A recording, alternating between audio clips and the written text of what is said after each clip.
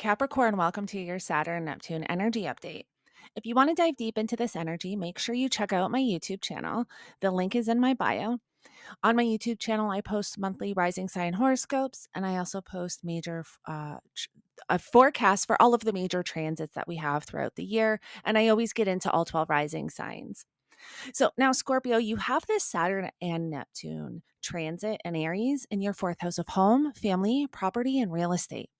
That fourth house also represents your private life, what you do behind the scenes, because that 10th house represents your public life and what you put out in the world and what you are known for out in the world.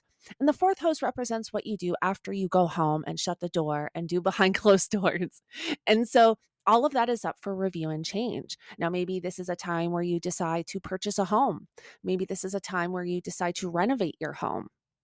We do want to be cautious because Neptune does dissolve boundaries and can create confusion and have us cloudy with our judgment sometimes in the areas of life that Neptune is transiting. Now, Saturn is that planet of boundaries and solidity and structure.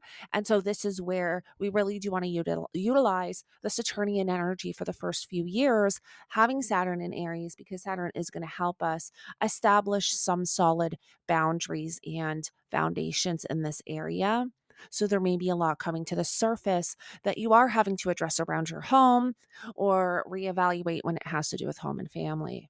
Now, the fourth house can sometimes represent family members or maybe your family is growing. Maybe there's changes within the home. Maybe you're older and your children are leaving your home. And so there may be a lot that you are having to navigate around that. This is a time where maybe you're going through like an empty house syndrome, when parents kind of get depressed because their children all leave the home and now they're alone. That's definitely a representation of this energy. And I'm sure some of you may go through something like that.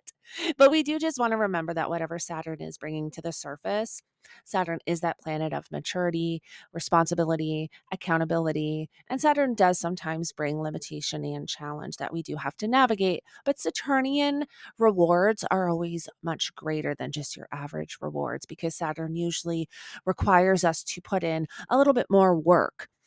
And so, Capricorn, if you want to know more about this energy, make sure you check out the video on my YouTube channel. And don't forget to like, share, and subscribe.